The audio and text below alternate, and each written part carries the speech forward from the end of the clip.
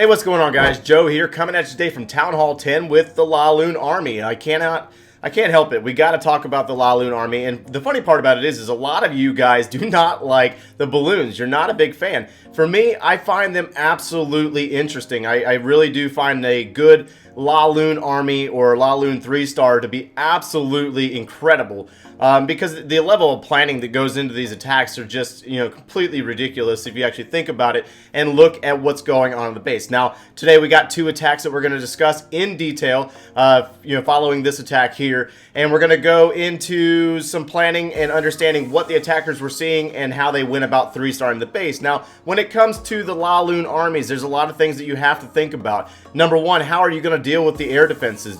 Where are the air defense located? What are you going to use to take out at least two of those air defenses before deploying your balloons and your lava hounds?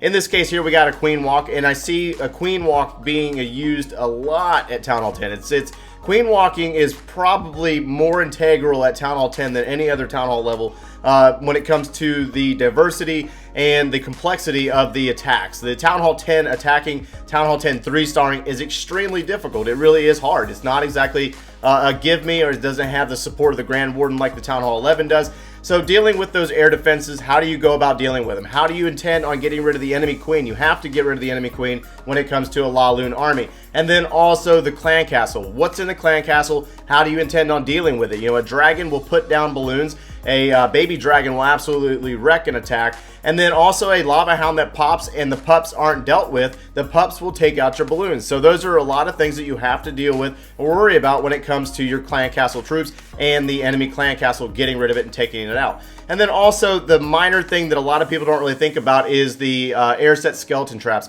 Air set skeleton traps can be a little bit of a nuisance, and they will shut down an air attack if you give them the opportunity. And then also the cleanup portion on the back end. When I was using balloons, I was really decent with the pathing of the balloons, but then my biggest problem was having the cleanup on the back end. So making sure that you have the minions to cover down in the event that your lava pups are taken out by your defenses. So as this one wraps up, guys, we're going to go back, we're going to take a look at this attack in more depth, more detail, and you can kind of understand what the attacker was seeing and why they were successful with the attack. So again, this one's wrapping up. Let's go ahead and jump into the planning and execution of this attack. Okay, so now that we know that we got to get rid of the air defenses, queen, and clan castle, let's identify those locations. One in the north, one at the 3, one at the 9, and then one at the 6 o'clock. And then also the queen and the clan castle are centralized. So if you notice this compartment here, you can get a queen walk into this location and have the queen walk down this row and take out a lot of integral items in the queen, clan castle troops, 2 air defenses, as well as possibility of an inferno tower. The upper half of the base would be left to the LaLoon portion of the attack. Barbarian King is going to be used to tank for the queen due to their levels.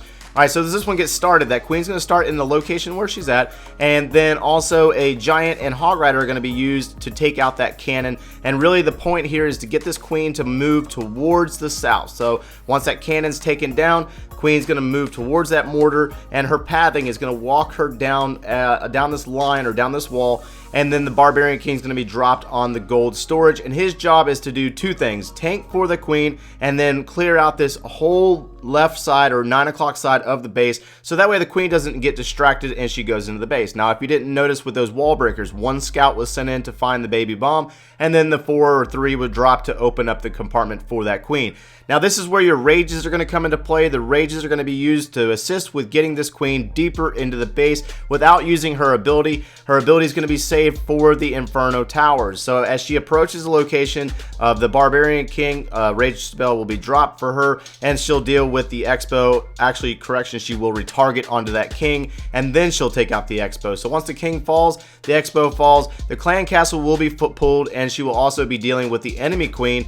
But since she's still under rage, she's good to go. Another rage will have to be dropped since there's Valkyries in that clan castle. Dealing with those Valkyries is a big deal when it comes to the Archer Queen. If you haven't noticed, that Barbarian King has taken out a lot of the base on his own down the south side, and he also did a great job of tanking. Now, since the Queen and clan castle are dealt with, the LaLoon portion can start. So starting with the 2 lava hounds, following it up with 3 different groups of balloons. The pathing here, they'll all kind of merge together in the location where the Inferno Tower is located. They're coming in from the flanks. The haste spells are used to slingshot those balloons into the base and make them move faster. The rage spell obviously boosts the DPS of the balloon as well as makes them move faster.